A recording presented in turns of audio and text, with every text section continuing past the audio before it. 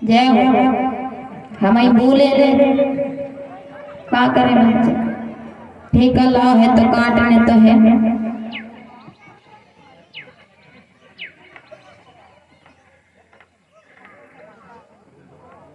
हाँ सुने एक बार जोरदार तो जयकारा लगा बोलिए बाकी में हरि लाल की राधा रानी सरकार की। और जो को उन्हें नहीं बोली तो बाकी लड़की होगी छह।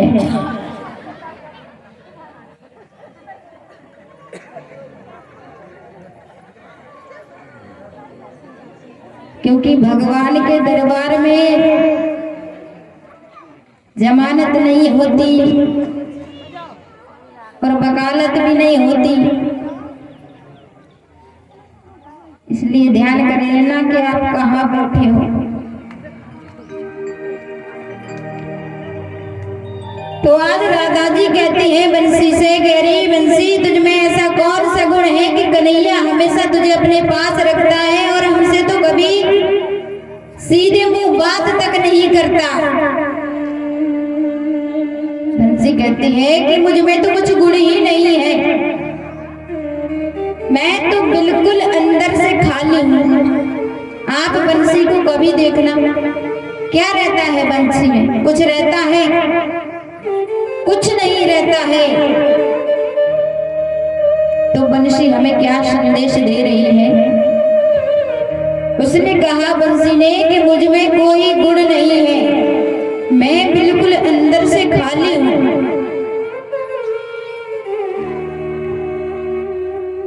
तो इसी बंसी की तरह हमको भी खाली होना है।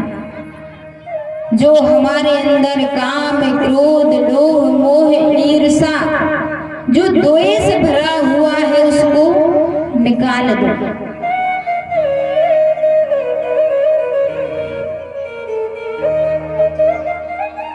कई बार क्या होता है कि हमारा किसी से झगड़ा हो जाता है, तो जो हमारी लड़ाई एक वर्ष पहले हुई थी उस लड़ाई को हम हमेशा तक ध्यान रखते हैं कि उसने हमारे साथ ऐसा किया था तो हम उसका ऐसा कर देंगे।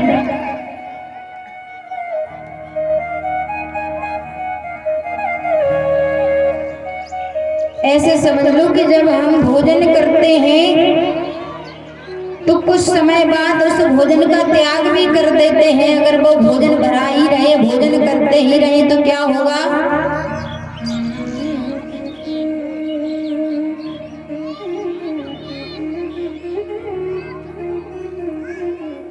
अगर भोजन करते ही रहेंगे उसका त्याग ना करें तो फिर हमारा गोविंदाय नमो नमः हो जाएगा। और जब तक हमारे भीतर काम क्रोध लोभ मोह ईर्षा भरी रहेगी तो भगवान के भजन में फिर मन कैसे लगेगा? क्योंकि पहले से ही बहुत कुछ भरा हुआ है। कहते हैं कि जिस घड़ी में जो भरा होगा उसमें से वही निकलेगा। किसी घड़ी में दूध भर दो किसी में जल भर दो, जब जल से के घड़े से जब देखेंगे तो उसमें जल भरा होगा और दूध के घड़े में दूध भरा होगा। इसीलिए हमें सभी बुराइयों को त्याग कर बांसुरी की तरह खाली हो जाना है। और जिस दिन हम बांसुरी की तरह खाली हो गए उस दिन कन्हैया हमें अपनाने में एक क्षण भी नहीं लगाएगा। जो दुनिया की बुराइयों को हम समेट कर अपने अंदर रखे रहते हैं उन बुराइयों का हमें त्याग करना है। कहने को तो कहते हैं कि नहीं हम चारों धाम हमने पदयात्रा करी, चारों धाम हम पदयात्रा करके आए हैं और चार चिड़िया घर के दरवाजे के चढ़ के अपने खास भाई को बुलाने नहीं गए।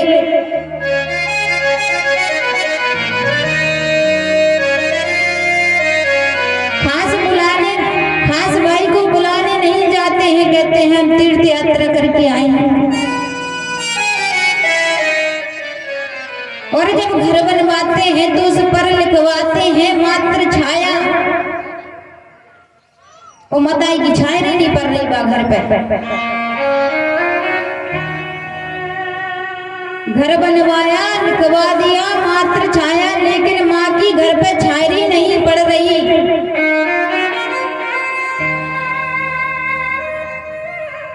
माँ डली है बाहर, टूटे फूटे घर में घर पर लिखा है मात्र छाया।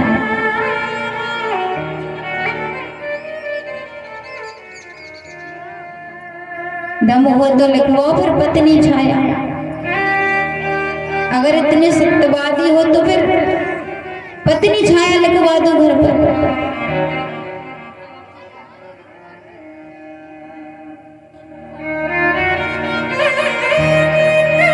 आपके गांव में बड़े से बड़े संत आए, कोई भी आ जाए, लेकिन आप ये दो काम मत छोड़ना कभी भी। एक तो माँ बाप की सेवा करना, दूसरा भगवान की पूजा करना।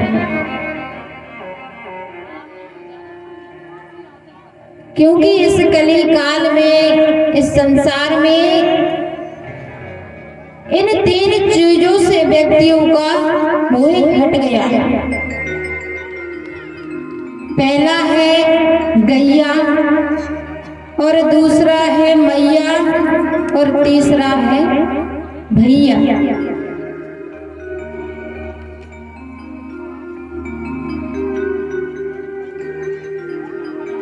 जो हम फसल करते हैं, अनाज होता है, तो उसमें से गाय का हिस्सा कितना रहता है? इतना। और जो इतनी सी बाल होती है वो है हमारा हिस्सा। लेकिन हम आज हमारी इच्छाएं पूर्ति नहीं हो पा रही, हम अपना हिस्सा तो खा ही रहे हैं और गाय का हिस्सा है वो भी हम खा रहे हैं।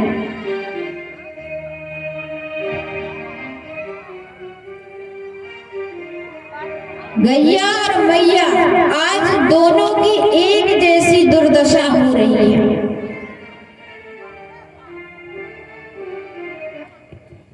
जैसे गैया भटक रही है, वैसे ही मैया भी भटक रही है।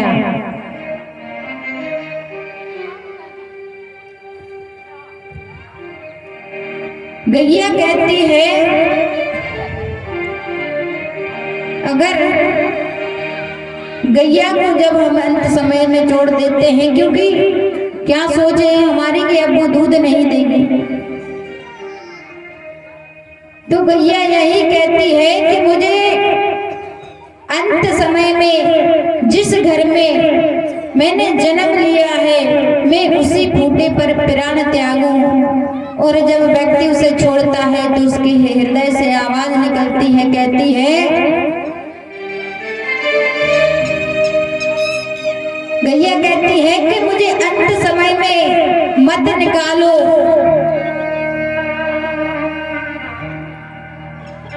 मैंने तुझको अपना दूध पिलाया है,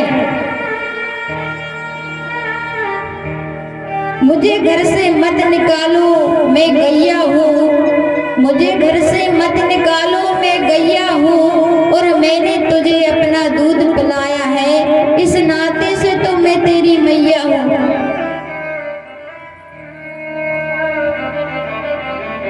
और जब तक हमारी गाय माता ऐसे भटकती रहेंगी,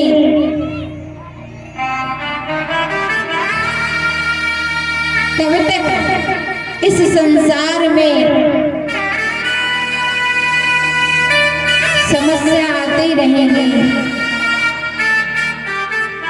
कोरोना काल में आपने देखा होगा, कोरोना काल में आपने देखा होगा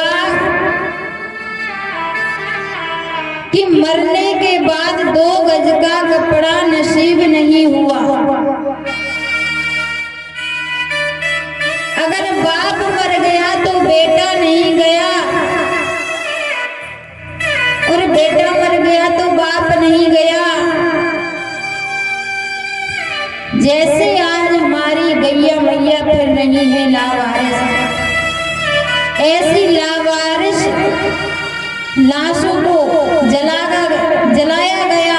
देखा गया। और इतना तो बहुत दूर है, जब आपने देखा होगा कोरोना काल में कि जब हमें अगर थोड़ी सी भी खांसी आई ना, थोड़ी सी भी खांसी आई तो हमारी खुद की पत्नी ने कहा भाई के कमरा में रज्जू भीतर नहीं कहीं खांसी उठ गई। अबे 8 दिन होते रज्जू भीतर ना। और जब भोजन बना के दिया तो दूर से ऐसो चक्र ऐसी थाली सरकाई, सुबह चक्र सो आ थाली सो चावल दाल रोटी सब मिल गई। कुत्तों जैसी दशा भाई कोरोना काल में इंसान की, और अपन फिर भी नहीं सीख रहे, अपन फिर भी नहीं सीख रहे। आपने देखा होगा कि जब अपने यहाँ पर कोई खेल करने आता है और बंदरिया तो वो बंदरा से गाकर का ब्याह करवाओ तो वो मुड़ी हालात में नहीं है।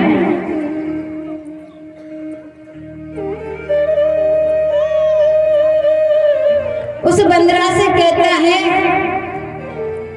कि तुम अपने बहू को ले में कैसे जाओ, सुबह ऐसे मुड़ी पे हाथ डाल लेते ऐसे करता है कि नहीं करता है, करता है कि नहीं करता है कि बहू को ले में कैसे जो वो ऐसे मटक मटक के चल के बता। लेकिन ताज्जुब की बात तो ये है कि जब वो बंदरा कह रहा कि हम लेने जाएंगे और वो चल के ऐसे बताते हैं, तो उसको सिखाया होगा कि नहीं सिखाया होगा? उसको सिखाया है तभी तो वो कहता है कि हाँ जाएंगे। लेकिन बात तो ये है, हम सोचते हैं बंदरा को सिखाओ, बंदरा सीख गया, तोता को राम राम के वो सिखाओ, वो सीख गया। लेकिन आजकल को आदमी नहीं सीख रहा, चाहे जितना बताओ, चाहे जितना समझाओ, लेकिन वो नहीं सीख रहा। लेकिन पता है भगवान क्या कहते हैं? भगवान कहते हैं कि तू कर वही जो तू चाहता है, तू कर वही जो तू चाहता है, मगर होगा वही जो मैं चाहता हूँ। तो तू कर वही जो तू चाहता है, मगर होगा वही जो मैं चाहता हूँ। एक आध फिर लॉकडाउन लग गया तो पता नहीं कहा दशा हो, और इन्हें से तो तुम कुछ उम्मीद नहीं करेगी, इन्हें से तो कुछ उम्मीद ही नहीं करेगी। कहे कि तुमने नेक कही तो पता है कि कह कहेंगी मैं मायके चली जाऊंगी, तुम मुझे ये कहती रही हो।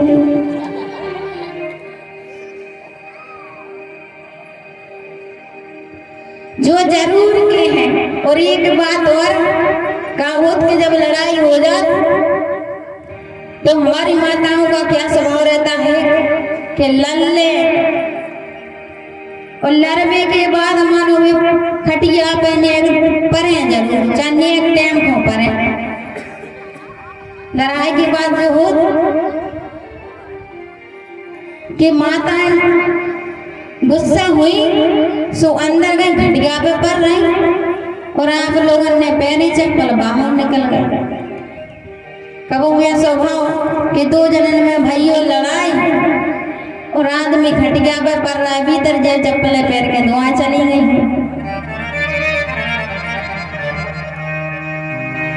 ऐसा नहीं करना है। बेटा बेटी तब पलते हैं, बेटा बेटी तब पलते हैं।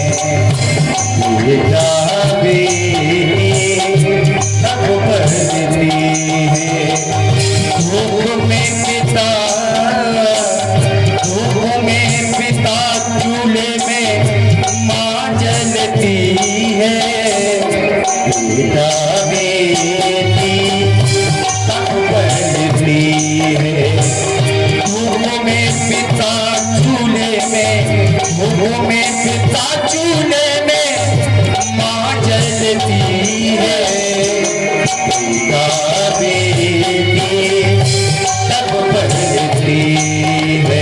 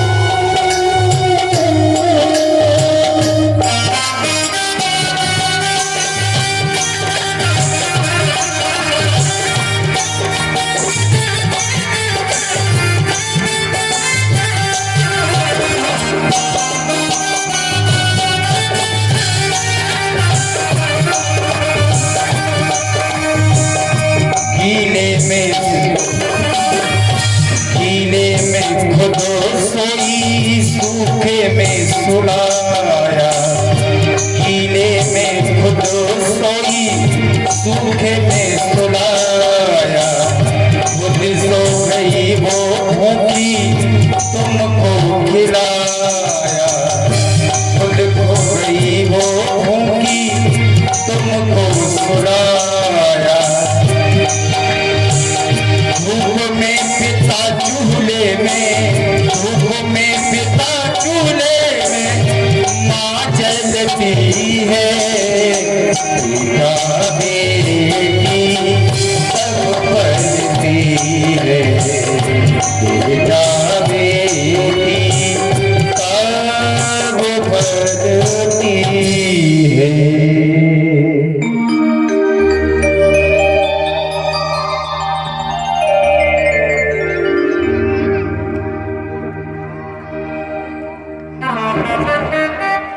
जय श्री राधे, जय श्री राधे। देखिए दान दाताओं की कमी नहीं है। 2100 रुपया, 2100 रुपया एवं 50 किलो आटा, 2100 रुपया एवं 50 किलो आटा श्री हरिचंद अहरवाल। 2100 रुपया एवं 50 किलो आटा हरिचंद अहरवाल भंडारे हेतु दान में देते हैं। 500 रुपया श्री रघुवीर यादव दबगाई। 550 रुपया, 550 रुपया श्री दिनू पाठक दिनू केवट। 500 रुपया श्री अशोक नापेद। 500 रुपया श्री शंकर पचरिया, जो हमारे मुख्य यजमान के बड़े भाई। 500 रुपया शंकर पचरिया भंडारे हेतु दान में देते हैं। 100 रुपया श्री अमरजी प्रजापति, 100 रुपया श्री कानपाल और पप्पू दान में देते हैं भंडारे हेतु। भगवान इनकी मनोकामना पूर्ण करे। इन सभी दानदाताओं के लिए जोरदार तालियों से स्वागत करें।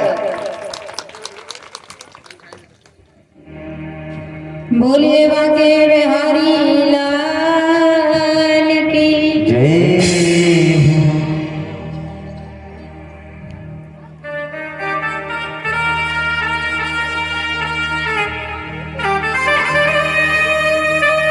मन भूल जाता का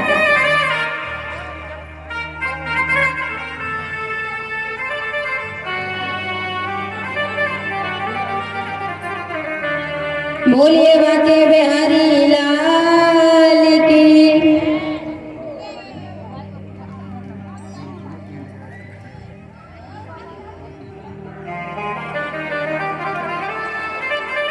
तो कहाँ आते हैं अपन बताओ। अच्छा आज पता चला ही जाए हमें कि कितने गौर से हमारी कथा सब कहाँ आते हैं।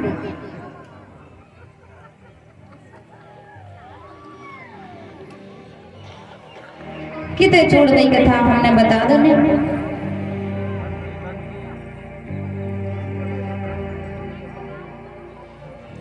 तुम्हें बता दो बताए कितने हैं लेकिन हम बता रहे अपन कहते हते अपन इतने हते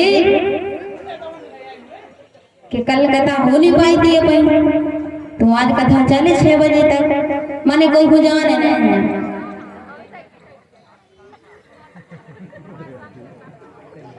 इतना ही हते अपन कहते हते सुन ले कि आज कथा 6 बजे तक चले, माने कहता हूँ जाने नहीं तुम्हारा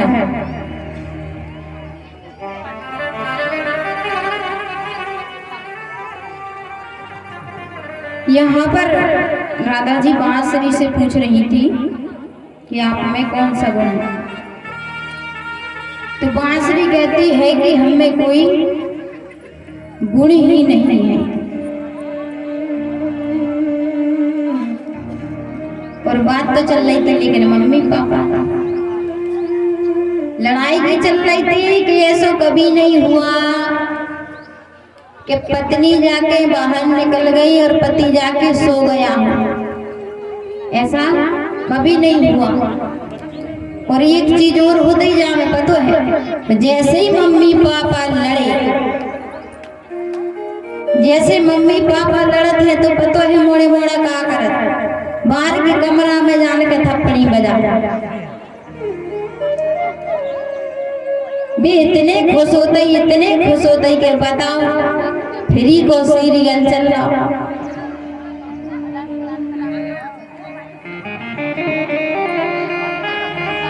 फ्री को सीरियल चल रहा, बच्चे इसलिए खुश होते हैं।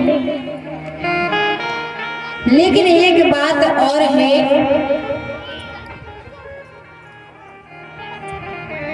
जो अगर अच्छे पति पत्नी नहीं बन सकते वो अच्छे माँ बाप भी नहीं बन सकते।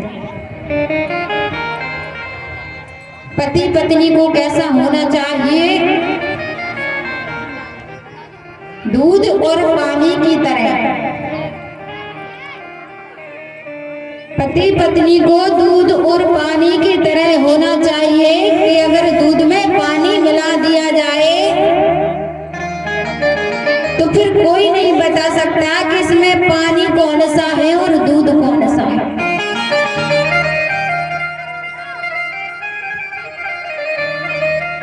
फिर कोई नहीं बता सकता कि इसमें पानी कौन सा है और दूध कौन सा है।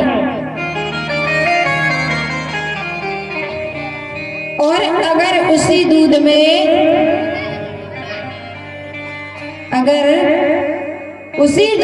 अगर संशय की खटाई पड़ जाए, उसी दूध में अगर संशय की खटाई पड़ जाए तो ना तो वो पानी काम का रहता है और ना दूध काम का रहता है, वह दूध फट जाता है।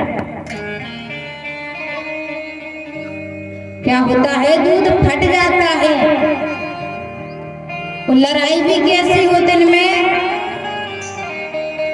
कि हिंदुस्तान और पाकिस्तान जैसे हालात हैं, हिंदुस्तान और पाकिस्तान जैसे हालात हैं, और मानो फिर भी कह रहे हैं हम साथ साथ हैं।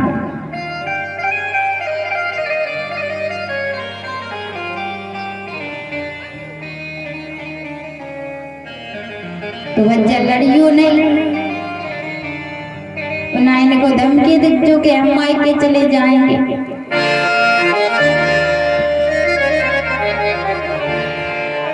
तो राधा जी से बांसुरी कहती है कि हमें कोई गुण ही नहीं है, और विश्वास ना हो तो देख ले, हमें कछु है ही नहीं है। तो राधा जी क्या कहते हैं बांसुरी से कि जब तुम में कछु है ही नहीं है तो तुम मर कहने गए।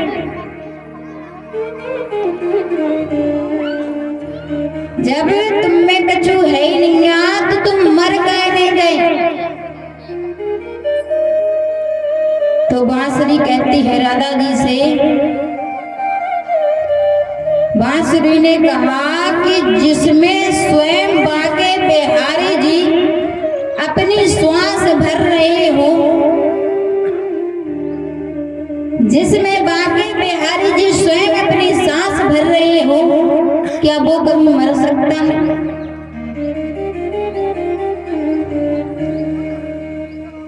क्योंकि जब भगवान फूंक मारते हैं तभी तो बांसुरी बजती है।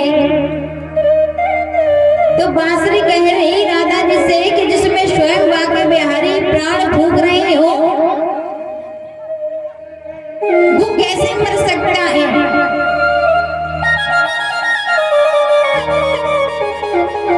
और जई बात हम आप लोगों को समझा बचा रहा है। इसी बात को हम आप सबको समझाना चाहते हैं कि जब तक बांके बिहारी जी हमें सांस भर रहे, हमें फूंक रहे, तब तक नो अच्छे कर्म कर ले, धर्म कर ले, पूजा कर ले, भगवान को भजन कर ले। और जिस दिन भगवान ने फूंकना बंद कर दिया, अगर जिस दिन भगवान ने फूंकना बंद कर दिया आपको, तो फिर घर वाले और गांव वाले मिलके ही फूंक दे तुम्हें, फिर कछु काम के नहीं बचोगे। तो जब तक भगवान हमारे अंदर प्राण फूंक रहे हैं, तब तक सत्य बोलो, सदमार्ग पे चलो, और जितना हो सके मानव जीवन में भजन कर लो। किसी कवि ने क्या सुंदर बात लिखी है, किसी कवि ने क्या सुंदर बात लिखी है कि तन तमूरा तार मन, तन तमूरा तार मन, और कितना सुंदर साज। तन तमूरा तार मन और कितना सुंदर साज, और हरि के कर से बज रहा सो हरि की है आवाज।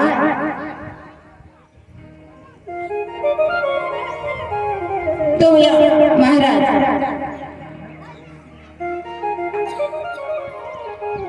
राधा जी और बांसुरी की बात चल रही थी अभी। अब गोपियां कन्हैया से कहती हैं कि कन्हैया, कि आप हमें एक बात बताओ,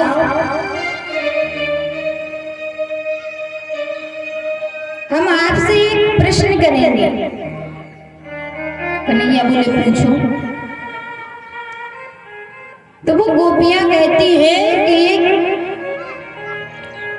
स्त्री है, अपने पति की पूजा करती है, सुबह चरण धुलाती है, आचमन करती है,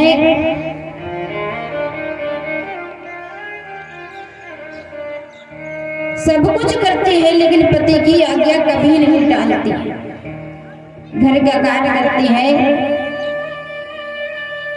और भगवान की तरह पूजन करती है पति का।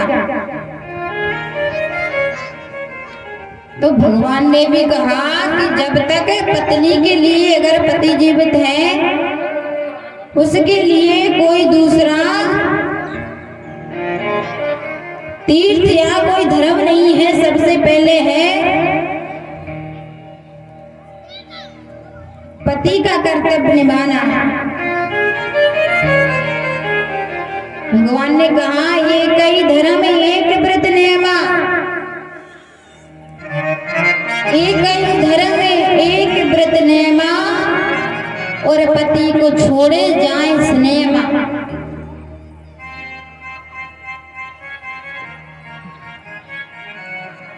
क्या धर्म है कि एक ही धर्म एक व्रत नेमा, और पति को छोड़ के जाए स्नेमा। क्या कहेंगे, हम तो पिक्चर देख बेचारा, बड़ी अच्छी पिक्चर लगी, हमने ने पोहा बना दे सो तुम हमें खा ली, तो फिर हम समझा के यहाँ तक फिर खा ली।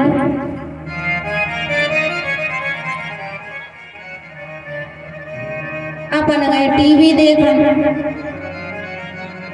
वो बेचारे पति को भूखन के मारे टीवी गई हो गई।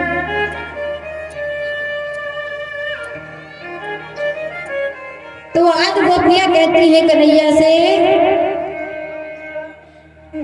कि वो अपने पति की बड़ी पूजा करती है, आज्ञा का पालन करती है। कन्हैया ने कहा ये तो अच्छी बात है।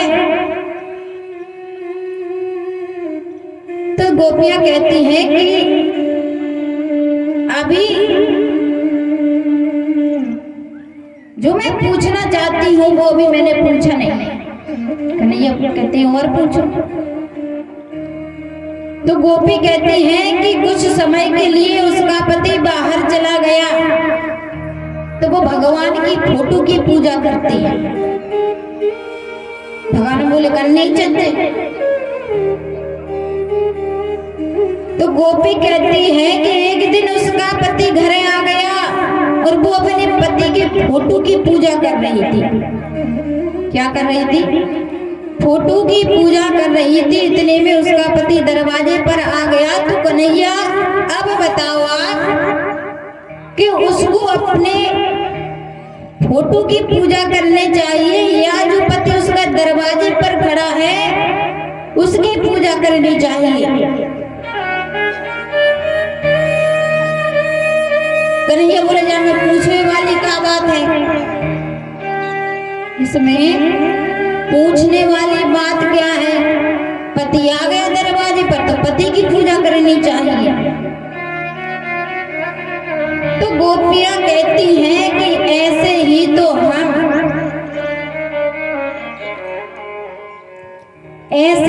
तो हम फोटो रूपी जो पति हैं उनको छोड़कर आ गए, जो प्राणों के पति हैं हम उनके पास आए।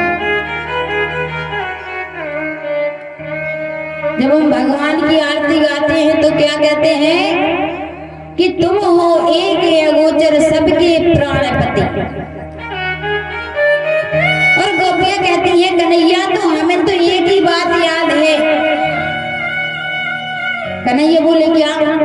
बोले जब हमारा विवाह हुआ था, जब विवाह होता है तो पंडित जी क्या कहते हैं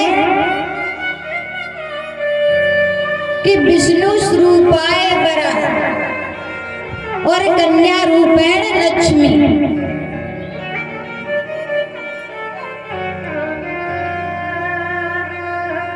गोपियां कहती हैं पंडित जी ने कहा था कि विष्णु स्वरूपाय वरः। पंडित जी ने कही थी जो विष्णु का स्वरूप होगा वो तुम्हारा पति होगा, वर होगा। बोले जब आप आए नहीं थे और अब स्वयं विष्णु आ गए हैं तो हम उन नकली पति को छोड़ के असली पति के पास आ गए। भगवान आज बड़े प्रसन्न होते हैं।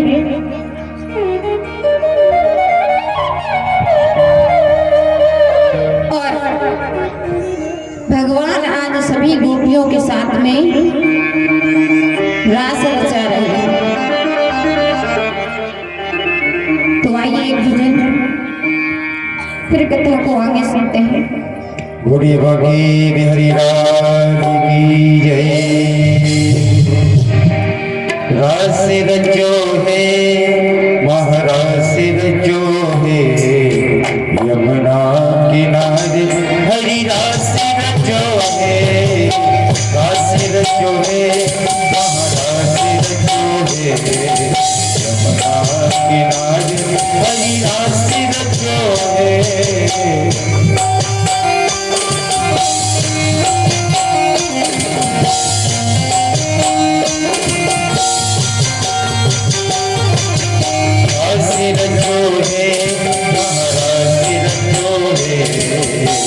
उठाइए दोनों हाथ ताली सेवा करके। राशि रचो है महाराशि रचो है यमुना किनारे हरी राशि रचो है।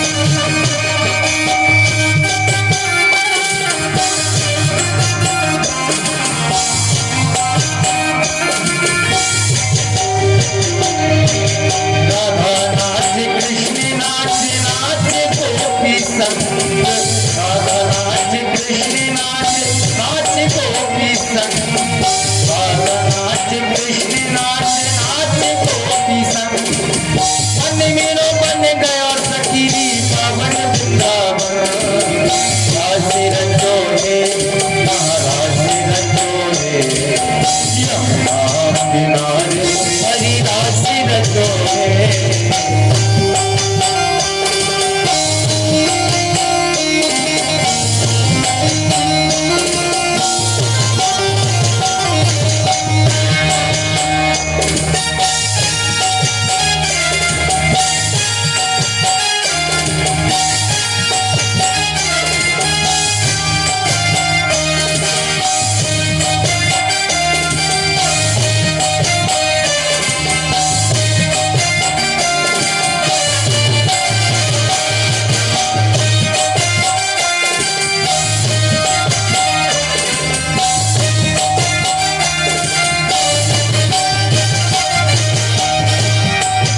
सूरज नाच चंदा नाच नाच तारगण सूरज नाच चंदा नाच नाच तारगण सूरज नाच चंदा नाच नाच तारगण सूरज नाच नाच नाच सूरज नाच चंदा नाच नाच तारगण मन मेरा बन गयो सखी पावन वृंदावन रास रचो है महाराज रचो है यमुना किनारे हरि रास रचो है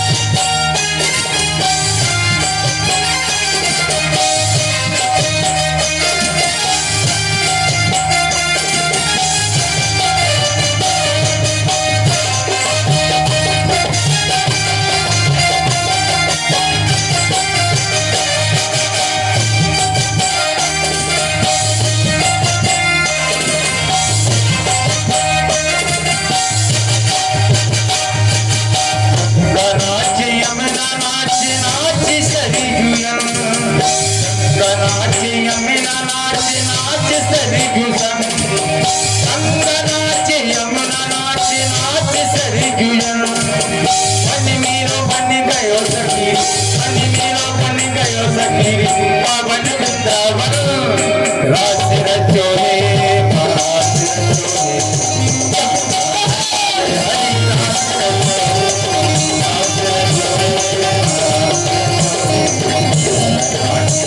हरि रास रचो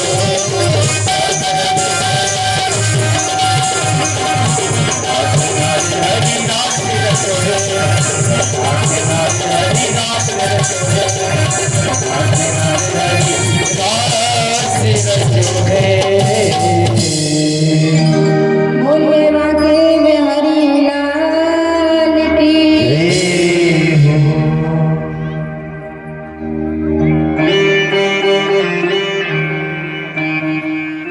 आज भगवान ने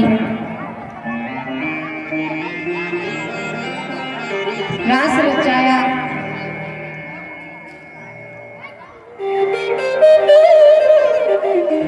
सभी बहुत प्रसन्न हैं।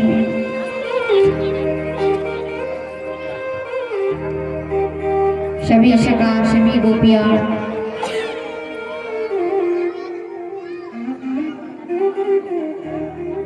बड़े प्रसन्न हैं। अब क्या होता है,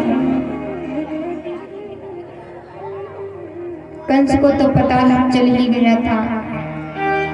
एक छोटे से बालक ने गोवर्धन को पर्वत उठा लिया। अब यहाँ पर कंस योजना बना रहा है कि कृष्ण ही मेरा काल है। अक्रूर जी को बुलाया गया और कहा कि आप वृंदावन जाओ, वहां पर मेरे दो भांजे रहते हैं, कृष्ण और बलराम।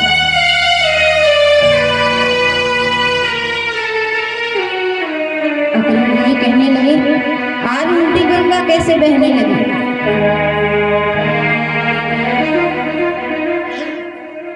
आज उल्टी गंगा कैसे बहने लगी। कंस कहता है कि मैं यज्ञ कर रहा हूं, आप जाओ।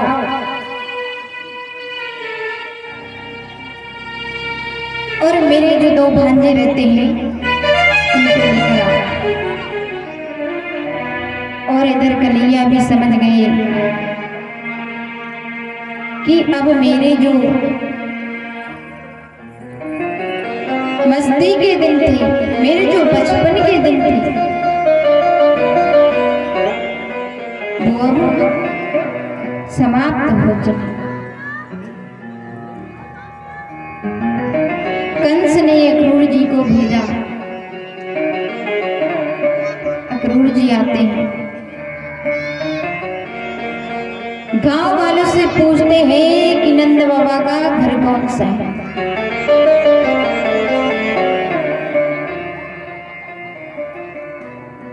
किसी ने घर बताया। अक्रूर जी पहुंचते हैं नंद बाबा के घर। नंद बाबा के घर पहुंचते हैं। नंद बाबा बड़ा स्वागत करते हैं, सत्कार करते हैं। आइए अक्रूर जी, क्या कारण है, कैसे आना हुआ। कन्हैया बलराम गायों को चराने गए हैं। तब अक्रूर जी कहते हैं कि एक बार दोनों बालकों को आ जाने दो, फिर बताते हैं कैसे आना हुआ। कृष्ण और बलराम आते हैं। संध्या का समय हो गया था, भोजन कर रहे थे। नंद बाबा ने कहा, अरे अब तो बताइए दो कि कैसे आना हुआ। अक्रूर जी कहते हैं कि कंस ने यज्ञ कर रहा है। कंस यज्ञ कर रहा है, कृष्ण और बलराम को बुलाया है। और जैसे ही इतना सुना, यशोदा मां कहती है, अरे कृष्ण और बलराम को बुलाया है। मां यशोदा कहती है, अरे यज्ञ में छोटे छोटे बालकों का क्या काम है। वहां पर राजा होंगे, बड़े बड़े राजा आएंगे, वहां पर छोटे बालकों का क्या काम है। कृष्ण कहीं नहीं जाएगा, कृष्ण कहीं नहीं जाएगा।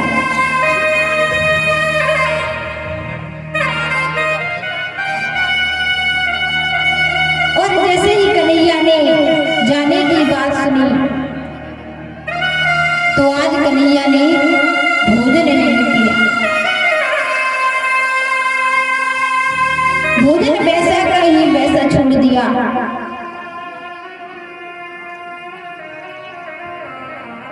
लेकिन कन्हैया कहते हैं, अरे नंद बाबा भैया से कहो आप, मैं तो जाऊंगा घूमने के लिए मथुरा। क्योंकि उस समय मथुरा शहर हुआ करता था। जैसे कि ये हमारा गांव है और निवाड़ी बाजार लगता है, पहले मथुरा में भी ऐसे ही बाजार लगता था।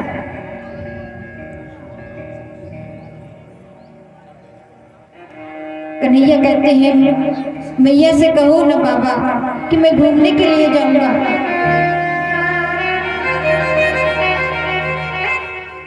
भैया कहती है, नहीं, मैं कन्हैया को नहीं भेज सकती।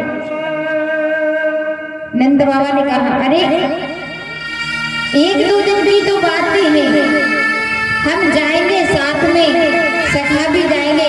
एक दो दिन घुमा लाएंगे तो बच्चों का मन बहल जाएगा, बच्चों का मन बहल जाएगा। आज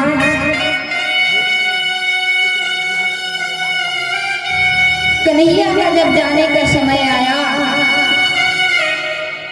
नंद बाबा सो गए, अक्रूर जी सो गए। और अर्धरात्रि में कन्हैया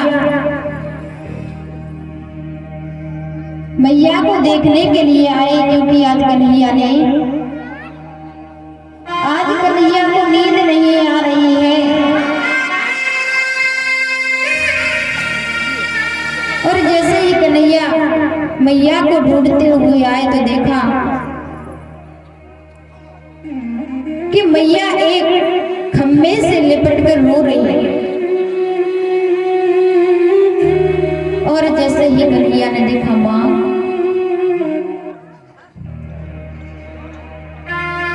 कन्हैया ने कहा माँ आप रो रही हैं। मैया यशोदा ने कन्हैया को अपने हृदय से लगा लिया और कहती है कि कन्हैया कल तू चला जाएगा, जल्दी लौट कर आ जाना, क्योंकि तू मुझे अगर एक पल भी ना दिखे तो मेरा मन नहीं लगता, मेरे हृदय में बड़ी पीड़ा होती है।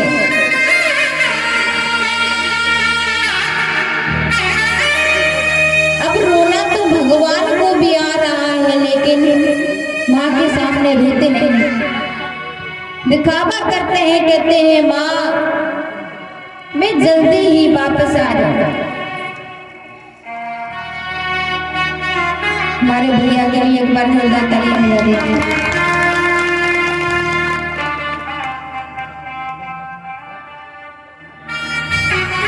कन्हैया कहते हैं माँ, अरे मैया क्यों चिंता करते हैं, आप क्यों चिंता करते हो, मैं जल्दी ही वापस आ जाऊंगा। मैया कहती है ठीक है लाला, तू कह रहा है कि जल्दी आ जाएगा तो मैं तुझे जाने देती हूँ। और सुबह होती है, सुबह होती है, कन्हैया स्नान करके तैयार हो जाते हैं, क्योंकि आज वो सोए ही नहीं। और सभी शकाओं को, गोपियों को पता चलता है कि आज कन्हैया हमें छोड़कर मथुरा जा रहा है। सभी गोपियां आती हैं, कहती है कि कौन लेने आया कन्हैया को, कौन हमसे दूर करेगा कन्हैया को। गोपियों को पता चलता है कि अक्रूर जी लेने आए हैं कन्हैया को। गोपियां कहती हैं शायद भगवान भी इतना क्रूर हो गया कि अक्रूर के रूप में ही उसने हमारे कन्हैया को हमसे दूर करने के लिए अक्रूर को भेजा है।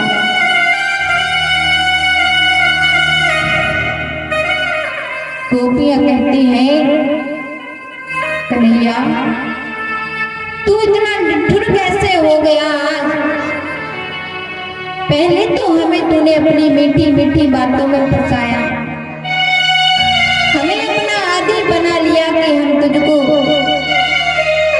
ना निहारे, तुझको जब तक देख नहीं ले हमारी दिन की शुरुआत नहीं होती थी। और आज तू मुझे छोड़ के जा रहा है। कन्हैया गोपियों को समझाते हैं,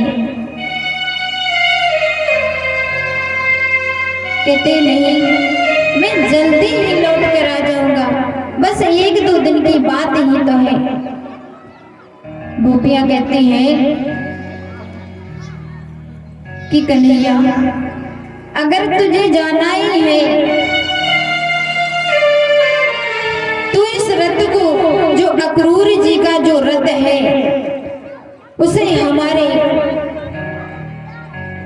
ऊपर से लेकर गुजरना होगा। हम अपने प्राणों का त्याग कर देंगे, लेकिन आपके बिना नहीं रहेंगे। तो क्या कहती हैं गोपियां, देखिए कितना सुंदर है भाव गोपियों का। कन्हैया से कहती है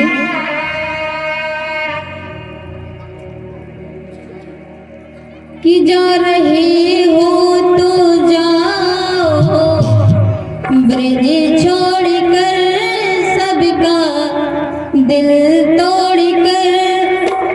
प्रेम ब्रज सा कन्हैया नहीं पाओगे, नहीं पाओगे। जा रहे हो जाओ ब्रज छोड़ कर मेरा दिल तोड़ कर, प्रेम ब्रज सा कन्हैया नहीं पाओगे, नहीं पाओगे।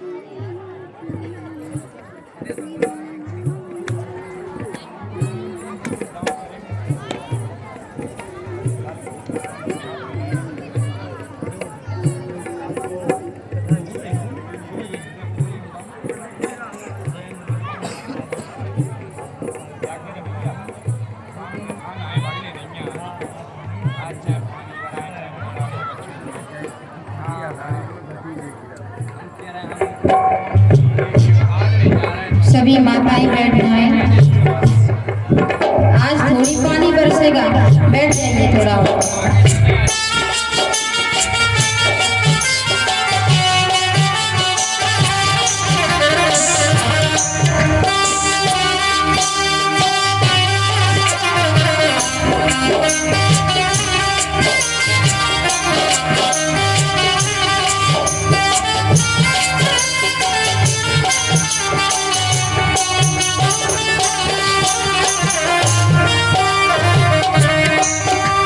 गोपियाँ कहती हैं कन्हैया से,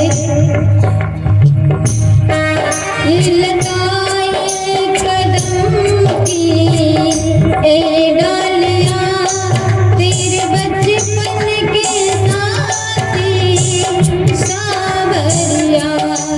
ये लताएं कदम की ए डालियाँ तेरे बचपन के साथी ये बचपन ये लताएं कदम की ये डालियाँ तेरे बचपन की साथी सावरिया। गलियाँ कहानी तेरे गा रही रे नाना, तेरे गा रही ऐसी गलियाँ कन्हैया नहीं पाओगे, नहीं पाओगे। जा रहे हो तो जाओ, छोड़ कर मेरा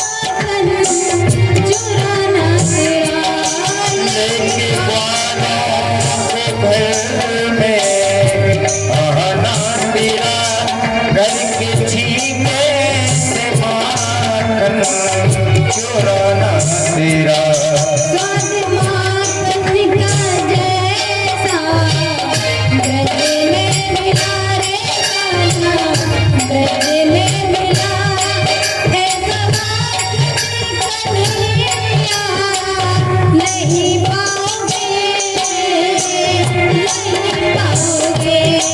जा रहे हो तो जाओ ब्रज छोड़कर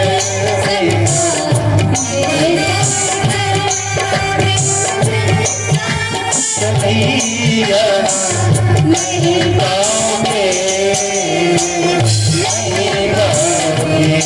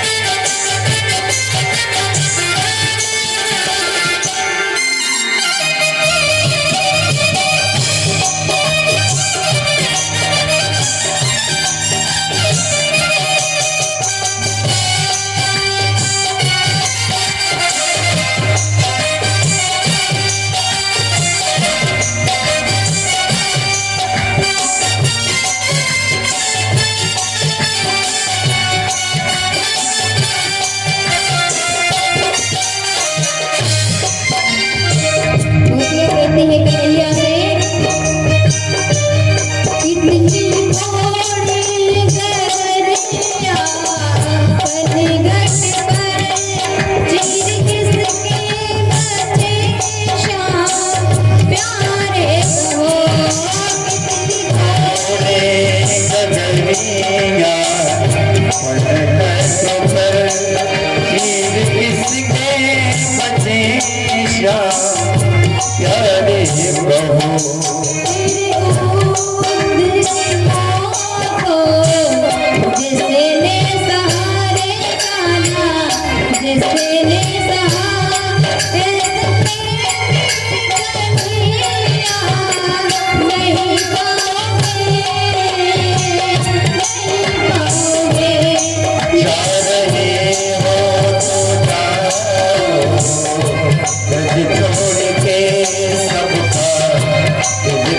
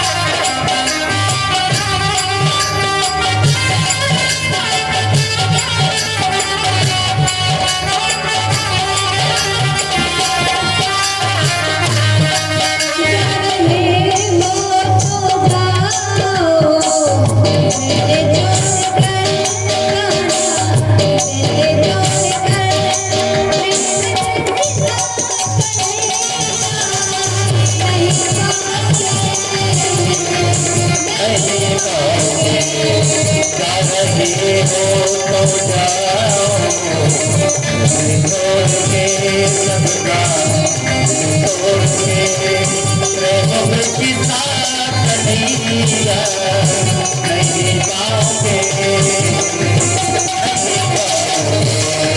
प्रेम की साथ कन्हैया नहीं पाओगे नहीं पाओगे।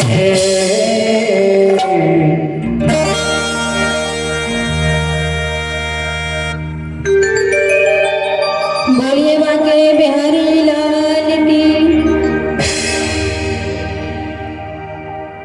कन्हैया जाने लगते हैं, सभी गोपियों को समझाया। जय श्री राधे, जय श्री राधे। कुछ दाता दाओं ने दान दिया है। 100 रुपया श्री टिंकू विश्वकर्मा, 100 रुपया गुप्त दान, 500 रुपया श्री वीर सिंह यादव मड़ोरा सकुली, 100 रुपया श्री बाराराम पाल बल्लू, 100 रुपया श्री हरदियाल पाल, 500 रुपया श्री वीर सिंह यादव दग्गा, 500 रुपया श्री वीर सिंह यादव दग्गा, 500 रुपया श्री धूराम यादव पचेरा जी, 500 रुपया श्री धूराम यादव पचेरा जी, 100 रुपया प्रमोद श्रीवास।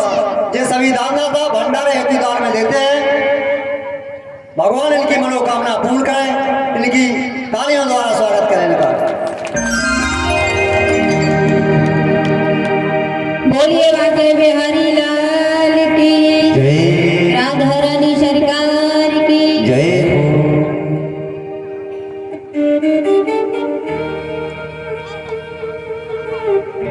देखो अब जाओ चालू होगा, अब एक के संग एक फ्रिज है। अब नहीं सुनने का था, अब तो सब घर ही है।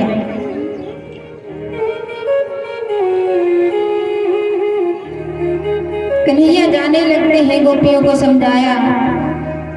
और जैसे कन्हैया रथ में बैठते हैं, यशोदा माँ दौड़कर आती है, कहती है कन्हैया कन्हैया।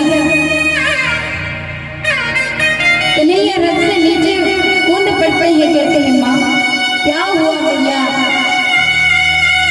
मैया फिर कहती है कन्हैया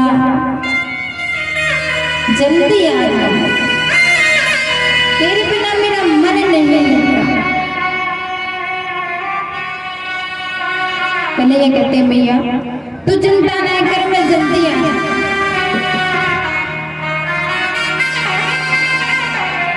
फिर माँ को समझाते हैं कन्हैया रखते, थोड़ी दूर चलते हैं तो देखा कि एक गोपी बैठी है। वो गोपी कोई और नहीं, राधा जी है। आज राधा जी उदास बैठी हुई है। कन्हैया राधा जी के पास जाते हैं, कहते हैं राधे तुम्हें तो सब पता है, तुम तो सब जानते हो। किस कार्य के लिए मैं यहाँ आया हूँ, और जिस कार्य को पूर्ण करने के लिए मेरा जन्म हुआ है,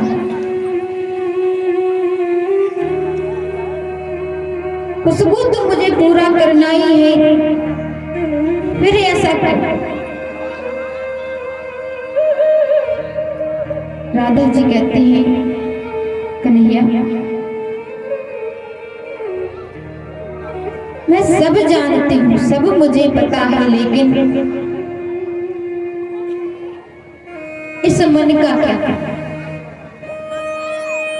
ये मन तो तुम्हारे बिना एक पल भी नहीं लगता।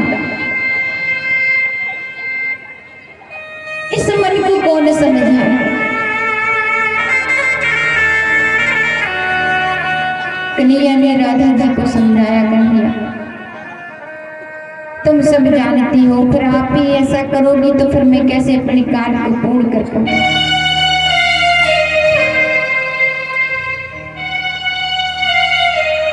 आज कन्हैया ने क्या किया, अपनी जो बांसुरी थी राधा जी को दे दिया। बांसुरी राधा जी को दे दी और अक्रूर जी के साथ चलते हैं। अक्रूर जी के मन में अभी संदेह है कि ये भगवान है कि नहीं। जब अक्रूर जी ने यमुना नदी के किनारे विश्राम किया, जैसे ही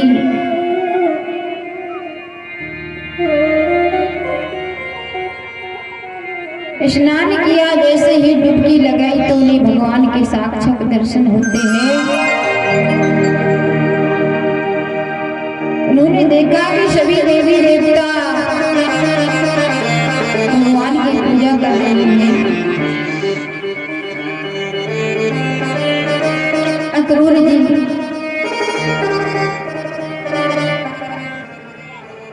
यमुना जी से बाहर जैसे ही मुख को निकालते हैं, देखते हैं कि वही भगवान यहाँ बैठे हैं और वही छवि यमुना में उनको दर्शन मिल रही है।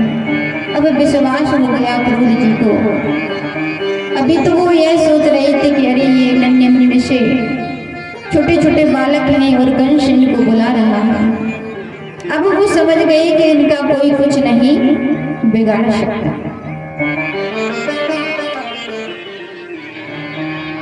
मथुरा पहुंचते हैं, ग्वाल बालों को संगे लिए हुए। अब ग्वाल बाल कहते हैं कि अरे कन्हैया, हमें ऐसा पता होता कि मथुरा ऐसा है तो हम भी अच्छे कुछ कपड़े पहन कर आते, अच्छा श्रृंगार करके आते। अब कन्हैया कहते हैं ऐसी बात है तो कुछ वस्त्रों की व्यवस्था करते हैं। और कन्हैया जो राज दरबार का जो धोबी था,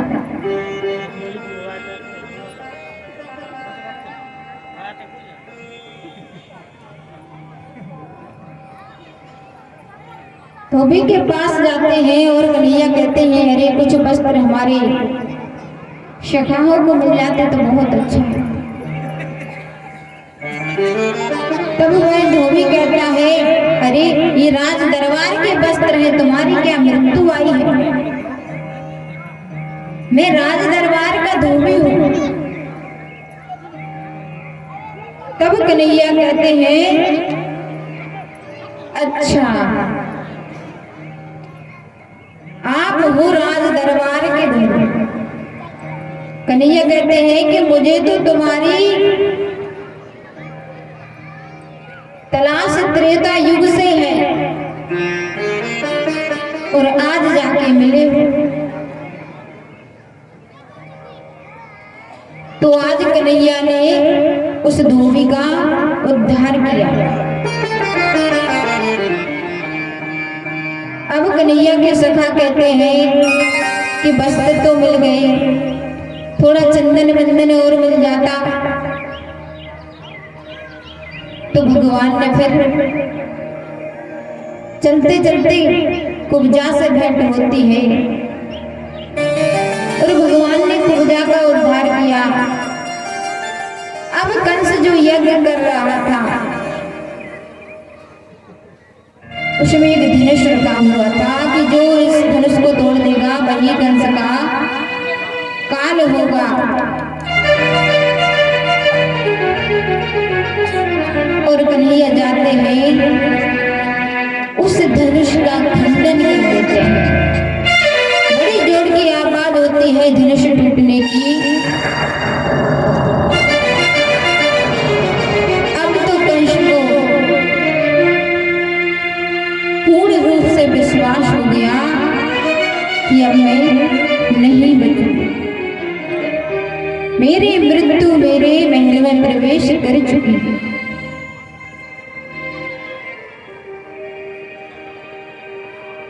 अब कन्हैया सखाओं से कहते हैं कि आप मेला घूम कर आओ, जब तक मैं कुछ महत्वपूर्ण कार्य है मेरा उसे मैं पूरा करता हूँ। सखाओं को भेज दिया मेला घूमने के लिए, क्योंकि उनके सामने तो वो छोटा सा कन्हैया है जो कि केवल गायों को चराता है। अब उनके सामने तो कन्हैया अपना स्वरूप नहीं दिखा सकते। नहीं तो सभा क्या कहेंगे कि कन्हैया यहाँ आके कैसा हो गया। और शकाहों को जब मेला घूमने के लिए भेज देते हैं, कंस बैठा हुआ है, उसके सैनिक हैं, क्योंकि जब राजाओं के यहाँ पर कुछ कार्यक्रम होता है तो वहां पर प्रजा के मनोरंजन के लिए, राजा के मनोरंजन के लिए कुछ कार्य होते हैं, जैसे कि मल्लयुद्ध होता है। जो बलवान व्यक्ति होते हैं वो अपनी अपनी प्रदर्शनी दिखाते हैं। तो आज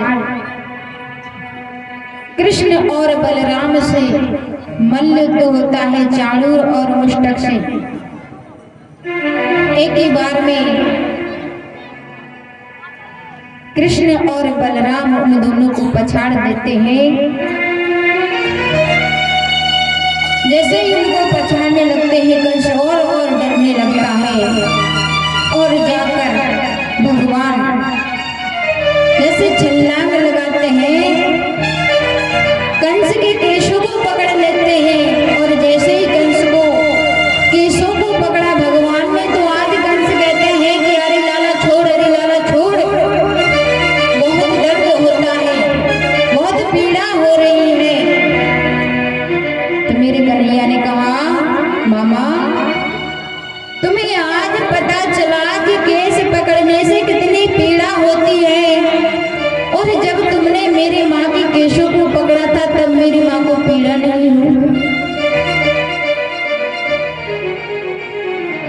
कहते हैं कि जाकी ना फटी बीमाई, वो का जाने पीर बराई। आज कंस कहता है कि कन्हैया छोड़, मुझे पीड़ा होती है, मुझे दर्द होता है। और कन्हैया ने आज अपने एक मुक्के का प्रहार किया। जैसे ही कंस के हृदय पर प्रहार किया और कंस का हृदय हो गया।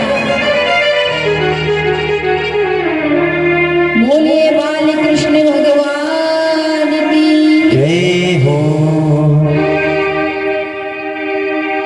वहां पर जितने भी भक्त हैं सबको कन्हैया उस रूप में दिखाई दे रही है, जिस रूप में उनका भाव है कि जाकी मने भावना जैसी, प्रभु मूरत देखी दिन जैसी। आज कन्हैया उनको उसी रूप में दिख रही है। किसी को छोटे बालक के रूप में दिख रही है, किसी को चतुर्भुज के रूप में दर्शन दे रहे हैं, जिसका जैसा भाव है। कंस का उद्धार किया कन्हैया ने, माता देवकी, वसुदेव जी को कारागृह से मुक्त किया, उग्रसेन जी को कारागृह से मुक्त किया। आज देवकी मैया ने कन्हैया को हृदय से लगा लिया। कहा, प्रभु हो कंस का वध कर दिया बेफिक्र, माँ पिता के दो मुक्त कर। आए धरती और अंबर तमाम, कैसा मेला लगाया धनुषा, कैसा मेला लगाया धनुषा। हर धरती सफे तेरा, कैसा मेला लगाया धनुषा। हर धरती सफे तेरा।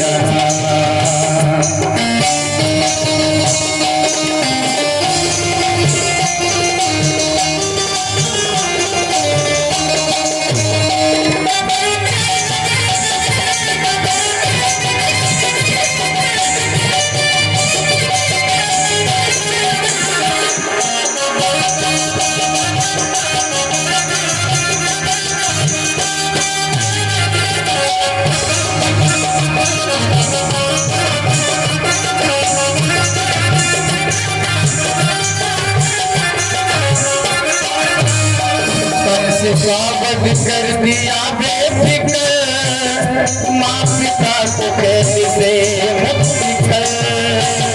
कंस कर दिया बेफिक्र, माँ पिता को कैसे मुक्त कर। सारी धरती और अंबर तमाम, सारी धरती अंबर तमाम हरी धरती जपे तेरा कैसा मेला लगाया घटी हरी धरती जपे तेरा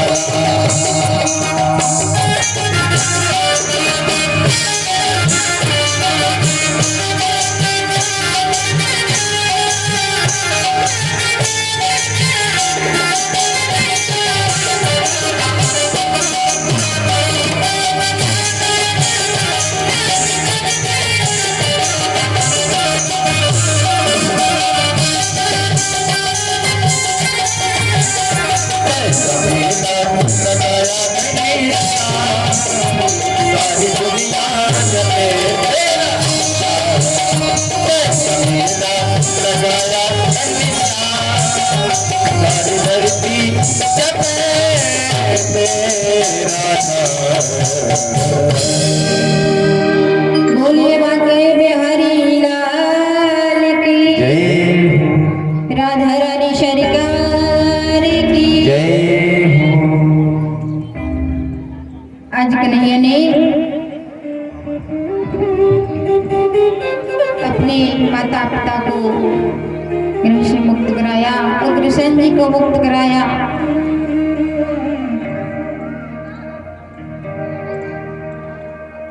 उनको राजपद वापस दिया कृष्ण जी को। अब कन्हैया गोकुल जाते हैं।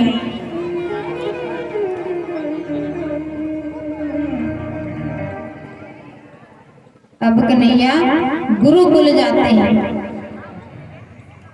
शिक्षा प्राप्त करने के लिए और बाहर जाकर के उनकी बहन सुदामा जी से होती है। गुरुकुल में जाके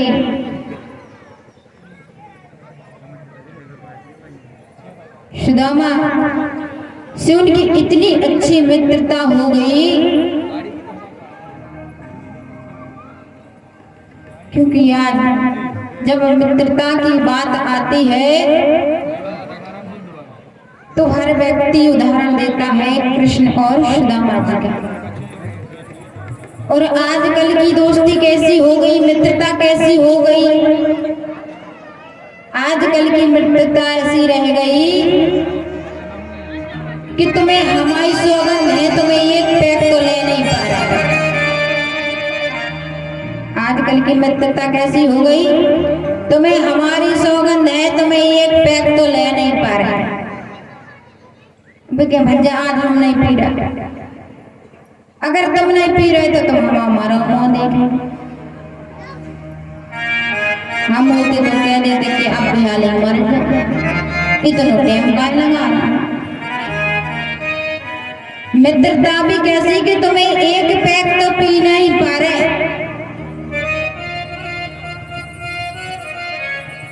ऐसे मित्र हो गए आजकल युग के। एक बार क्या हुआ कि एक संत जी आए गांव में, तो एक व्यक्ति ने पूछा, अरे बोले महाराज में खांसी बहुत हो रही है। महाराज जी हते तना टेढ़े।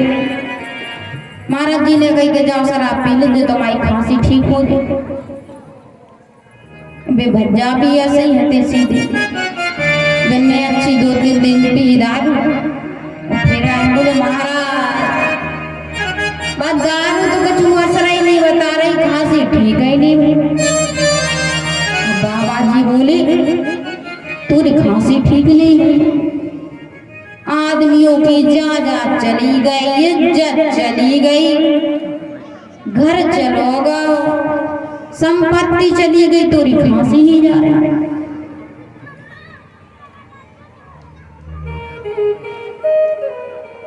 इंसान का सब कुछ चला गया, इज्जत चली गई।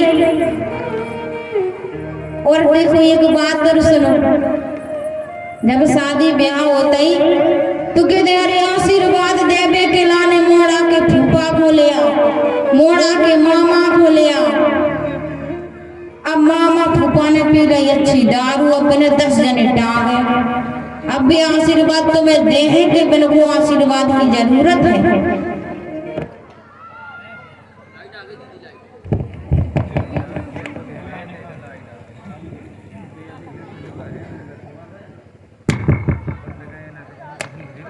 श्री राधे।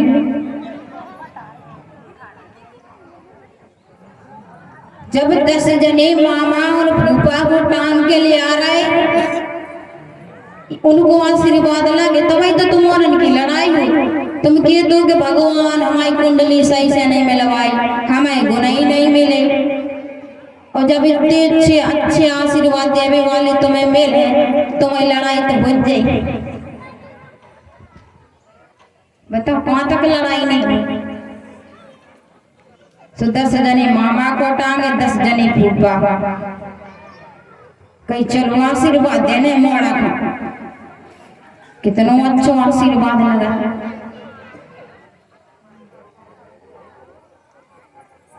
इंसान